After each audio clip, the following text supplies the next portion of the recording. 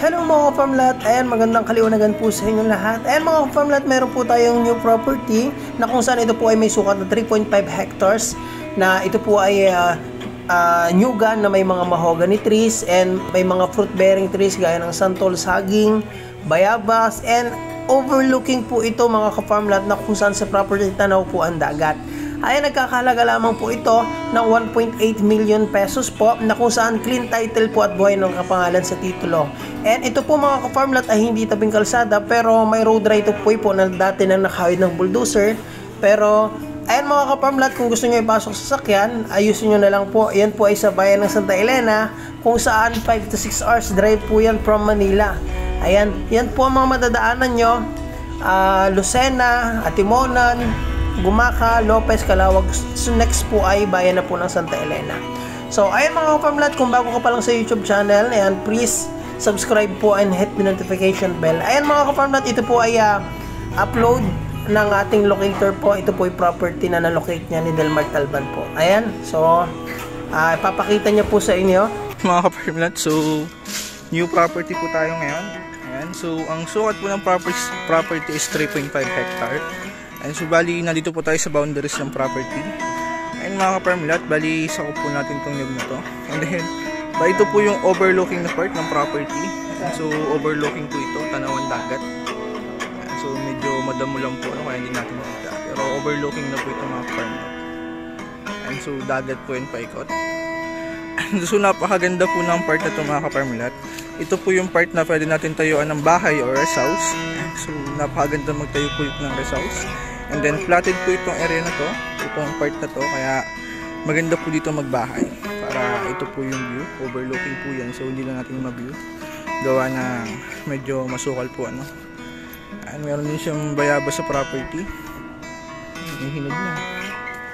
And then meron din po itong santol. Mga hinog na po. Dami. Kaya may ilang po ito na santol. May santol pa ba dyan? Sa baba?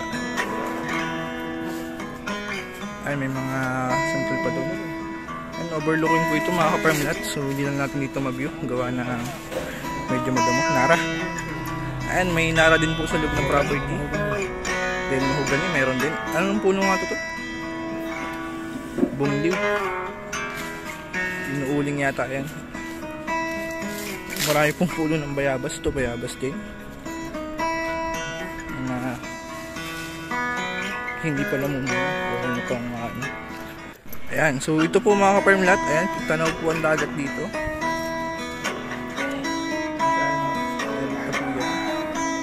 Hindi natin mag kasi medyo madamo po yung property. So dagat na po ito.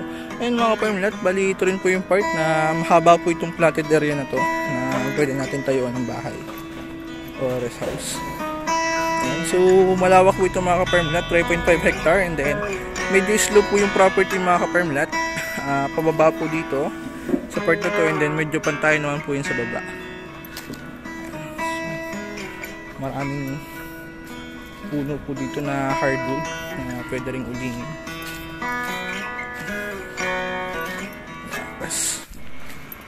So ito po yung kaluwangan ng property mga ka-farmlat. Then sakop po natin yung nyugan na yan, and then yung kabila. So yun lang mga ka-farmlat, medyo slope lang po yung property pababa. Pero dito po sa baba mga ka-farmlat, medyo pantayin na po yun. Ano po, sakop po natin yung kabila na yan.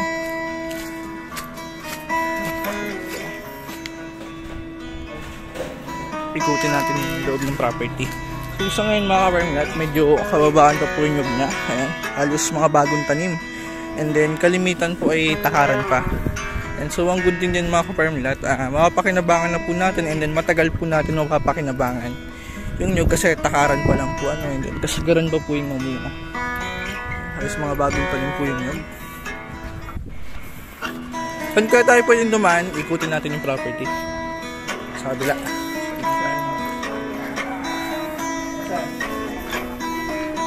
Oo, nakakawitan na ito. Bagong tanim pa lang din po ito.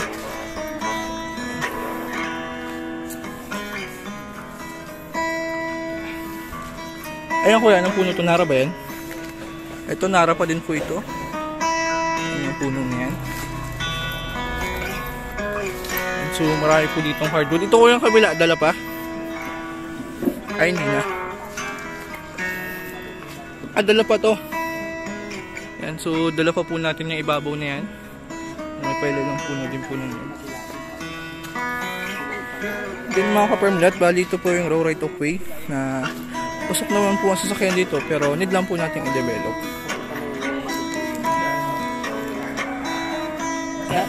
Dala pa. Ayun, may nara pa din po doon. And so ito po yung kalawakan ng nyug niya na takaran po nito, bagong tanim. And then may mangga din po sa loob ng property. Ayan, so saging meron din. Sagingan. So may mga saging din po ito. Ito ay nara pa din. And so marami po itong tanim na nara, mga ka-permanent. Ayan, kuya, ano ito? Anong puno yan? Ha? Lisa. Santol. Ito, santol. Malaki na pong puno ito. Ang kanyang puno ng santol. So yun mga ka-permlat, ito yung mga takaran din po itong nyug nito. Nalulunod na. Overlooking. So ito po yung part na hili ng property mga ka-permlat, pero banayad naman po yan pababa. At may mga puno din po ng mangga dito. So maraming puno ng mangga. Ito ay mahogani. Pili ba yan? Ito ay pili. Ayun, santol pa po yun. Nasa baba. Malawak-lawak. Malaki-laking puno na. And then maraming bunga, no? So, santol pa rin po yung nasa baba na yun. Ayun, mga ka-permlat, nakakatuwa po itong property. Naglas ako. Nakakatuwa itong property, mga ka-permlat. And then, kasi very productive po, ano? So, marami po siyang hardwood. And then, marami din pong bearing trees, ano po, santol. So, nakakatuwa mga ka-permlat. Itong mahogany sa atin pa yan. Ay, daming mahogany. Ano, may ilang puno po itong mahogany. So, ba, meron pa din. Ito, santol, kaya lang putol na. So, yun, may marami po itong puno ng santol and then mangga. Marami din yan. Puno pa po ito ng mangga.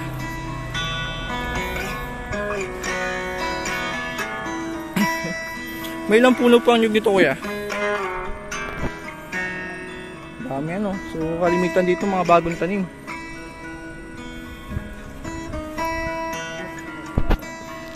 Oo, kasi yun. Ito, mga bagong tanim pa rin. Ayun mga ka-permlat, bali may kawayan din po sa loob ng property. Kaya kung gusto po magtayo ng kubo or house, need na po natin bumili ng kawayan kasi may kawayan na po sa loob ng property. Ito, may sapa ba dyan? Sapa sa baba niyan. Kaya may kawayan. Yun, may kalamyas, pang-asim.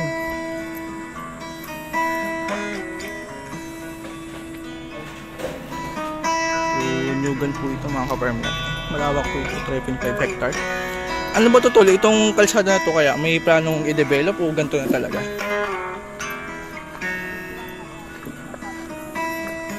Pero ito ay kung i-develop ng makakabili, pwede naman siguro, no? Kasi right of way naman to para sa patubig ng barangay.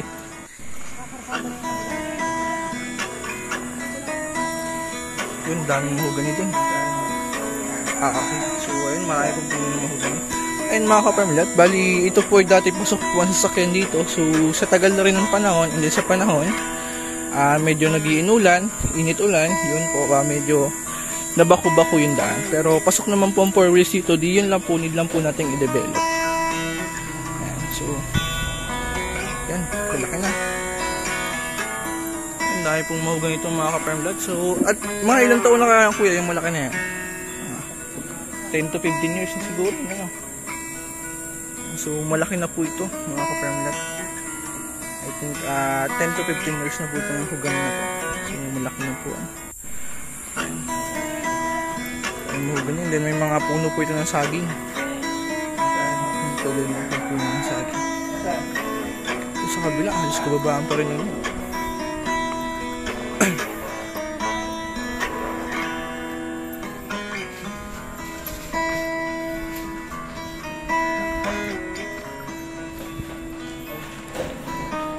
Diretso yun. Okay.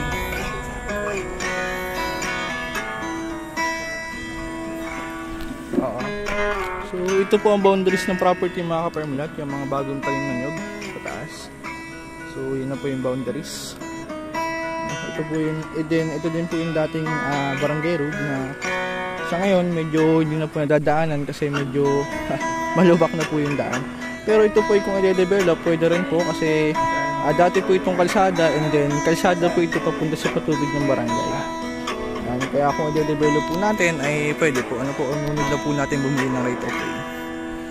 So, hanggaan to, santol pa rin. Ayan, so, nakakatuwa mga ka-permlat. Ayan, so, ang dami pong bunga. Santol, ang dami pong puno ng santol dito mga ka-permlat. Very productive po yung property. Nakakatuwa mga ka-permlat. Ayan, yun po ay santol pa rin. Yun mga ka-permlat, kung naghahanap ka ng retirement plan, gusto mo ng province, tamang-tama po ito. Kung mahilig ka magtanim, pwede kasi mataba po yung lupa. And then, kung gusto mo ng investment, pwede rin. Kasi malapit lang po ito sa town proper na Santa Elena. Yun, may puno din ng langka. Kung gusto mo mag-alaga mga ka-permlat ng hayop, pwede. So, babakuran lang po natin ng paikot. Pwede tayo mag-alaga ng baka, kambing. Yan, baboy, pwede rin kasi may mga distance na po ito sa bahayan. Then kung gusto mo magtanim ng rambutan, dansones, yun, tamang-takang po yun dito sa property. Ito, santol pa rin po ito. Alin yung boundaries? Ayun yung boundary. Okay. So, yun na po yung boundaries ng property mga ka-permlat. Yan yung Madre Cacao na yan. And ito po ay isa po ng property. Ano po? Santol pa rin to. Yun, santol pa rin. So, ang dami. Ang dami pong tanim. Mangga. Ito ay, anong puno to? Mahogany. Laki ano. Isang lupo sa tao. Ito po ay nasa 10 to 15 years na rin po. Mahogany po. Siguro ko ay dito na lang. Kasi kita naman. So, ano mo yung sa baba? Medyo pantay. Oo, so dito po ay hili pero sa baba po nyo ay medyo pantay na po mga ka-permlat. Then banayad naman po yung pahiling niya. Daming bunga ng santol. So tagbunga ng ngayon ng santol. Sayang walang rambutan ano. Tagbunga ngayon ng rambutan.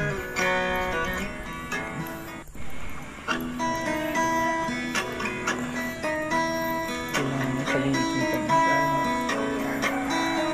Halos takarang po nyo dito mga ka-permlat. Bali, may idea kayo kung ilan ang tanim nito na namumunga na? Yan, yun. Yung mga bagong tanim. Oo. May ilan kaya yung namumunga na? Hindi, ibig sabihin na may ilang daan kaya. Puno naman eh. Ano, puno naman siya ng nyug. Oo. So, kung 3.5 hectare, kung mag 200 na lang per hectare sa halimbawa, hindi nasa 600 to 700 ng nyug ito, no? Pero pa yung mga bagong tanim. So, yun po mga ka-permlat ay estimate lang. Ayan. So, mabibilang naman po yan. Pwede naman po natin bilangan. So, yun mga ka-permlat. Buti ko lang po ang video natin. And kung nagustuhan nyo po yung property, pwede nyo po i-message sa Viber or WhatsApp. And then, kung may mga tanong po kayo regarding sa property and document, yan, sasagot naman po ako. Sasagot naman po kami. Ayun mga ka-permlat, bali ito po yung dating tangke ng tubig para sa barangay. So sa ngayon, di na po siya nag-ooperate. Ayan, nilipat na po siya dyan sa unahan. So ang distance lang po niyan mga ka-permlat sa properties 200 meters. Ano po? Ayan, so pwede po tayong connect dyan or pwede tayong mag-depth well. Sa source naman po ng kuryente mga ka-permlat, may poste po ng kuryente dito. Ayan, so need lang po nating mag-extension. Ano po, and then may kapitbahay na rin mga ka-permlat. Ayan, so ang distance lang po nito sa properties 150 meters more or less. Ayan, so may kapitbahay ka na po and then pwede po tayong kumonekta din ng kuryente kasi may poste po din ng kuryente. So yun mga ka-permlat at thank you and God bless po sa ating lahat.